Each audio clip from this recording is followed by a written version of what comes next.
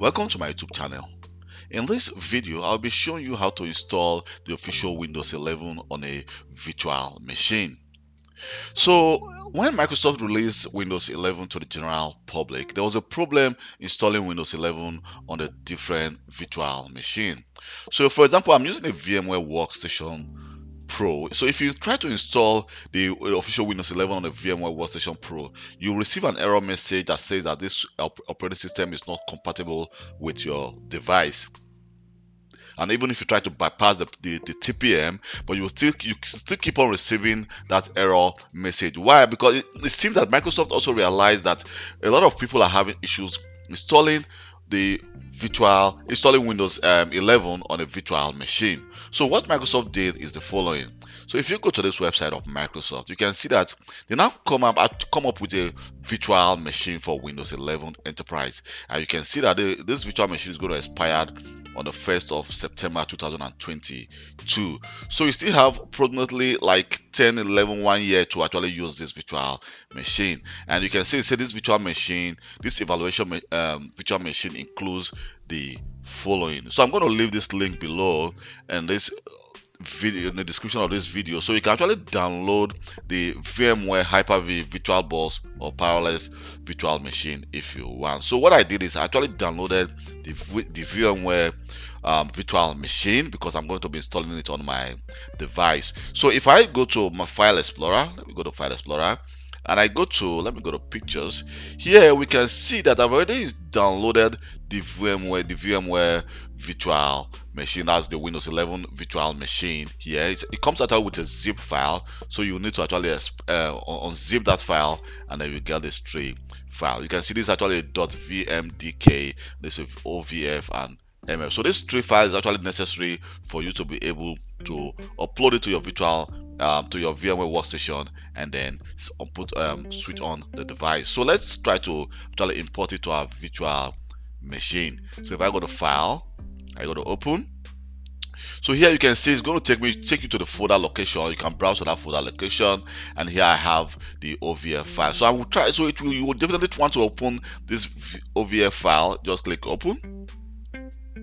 And then it's going to actually ask us where do we want to save the file. So definitely I want to save it to this location.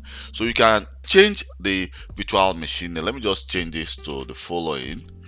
Let's call this say 001, and then we will try to import the virtual machine. So now you can see it says, okay, we receive an error message which says the import failed because, well, it gives you did not pass the OVS certification, but we can actually retry again. Let's try again and see if this time it will try to import it. So I think we are not receiving the error message again for the second time, and now we can see that the virtual machine is being imported. So let me just pause this video and wait for some minutes for this to get imported, and then come back again to this training. So after importing our virtual machine, that's our Windows 11 virtual machine, you can see now our virtual machine is now listed here among the list of virtual machine I have. So let me just try to make this a full screen. And what we can do, let me just close this. What we can do is to actually, let's power on this virtual machine and see how it goes. You can see it says the memory is about 4 GB, the processor is also about 4 GB, and it's using a disk of about 127 GB. The network adapter is actually a network address translation as a NAT. So let's try to actually power on this virtual machine and see how it goes. So you can see that the power of the virtual machine is being powered on. So what happened is I don't actually need to actually install this virtual machine. It has been actually pre-installed and configured by Microsoft. I just need to actually download it and import it into my VMware Workstation Professional. So let me just wait for some seconds for this to get started, and then we can see how the virtual machine look like.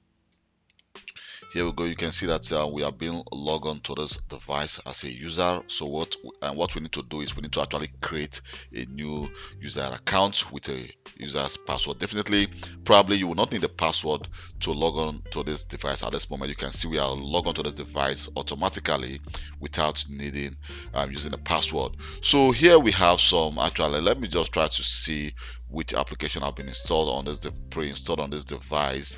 So let me just go to the application to my all. Okay, and so you can see that the keyboard is actually also different. So I'll need to actually change the keyboard. I think I'll need to get used to this. Let me just see. Okay, Z, and then the dots is not working. Let's see. I think this is actually a QWERTY keyboard. I'm using an AZERTY keyboard because I live in Belgium. So let me just try to see what apps are installed on this device, pre-configured or pre-installed on this device. So here we can see that the Microsoft Azure authoring tools were installed. We have Microsoft Edge, which is the standard app, the Microsoft Visual Studio installer, and also we can see that the Windows SDK add-on was also installed. The Windows Software Deployment Kit was also installed on this device. The Windows subsystem for Linux update was installed, and the iOS 10.0 Express. So you can see that some apps were already installed on this device, and here I'm seeing a kind of a bash file. Let me open this with Notepad and see. Okay, the user's name, bash user's name, and bash password. So what you can actually do is, if I go to my start menu and I go to settings, you can see this actually just a standard Windows 11, which of course if you install Windows 11 on the device, definitely is going to be the same. But this is actually an evaluation. You can see it's actually still on the evaluation process, and so we can rename our device actually to a different name entirely. So let me go to account. And here under account, we can actually see, let me just see a device access work. Let me see the different accounts we have on this device. So here we can see, let me try to add another account. So we have the option to actually add. You can, first of all, Microsoft wants you to add. You can see create a user's account for this PC. So we can actually, let me just try to create an account. So I'm going to create a user's name. Let me just call this Kelvin and enter a password.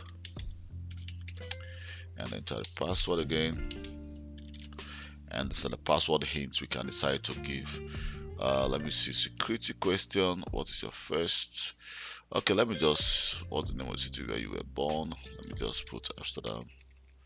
You can see that this keyboard is what I need to get used to.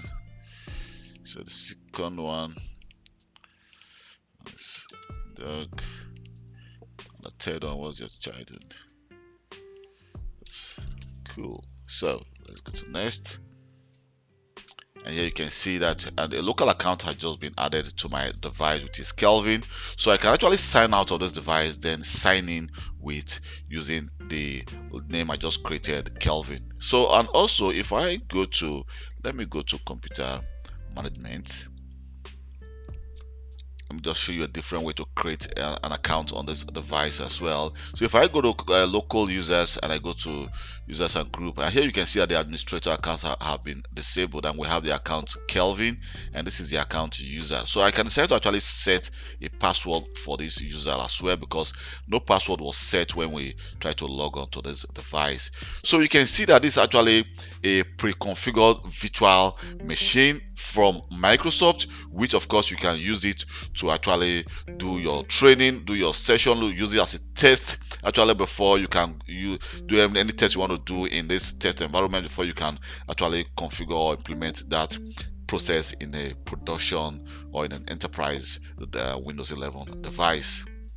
Thank you very much for taking your time to watch this video. My name is Kelvin Johnson, and please don't forget to subscribe to my YouTube channel for more IT videos. If you have any question concerning Windows 11 or Windows operating system like Windows Server, you can always send me, leave a comment in the comment section of this video, or send me a personal email and I'll reply to you as quick as possible. Thank you very much, and don't forget to subscribe to my YouTube channel. Bye.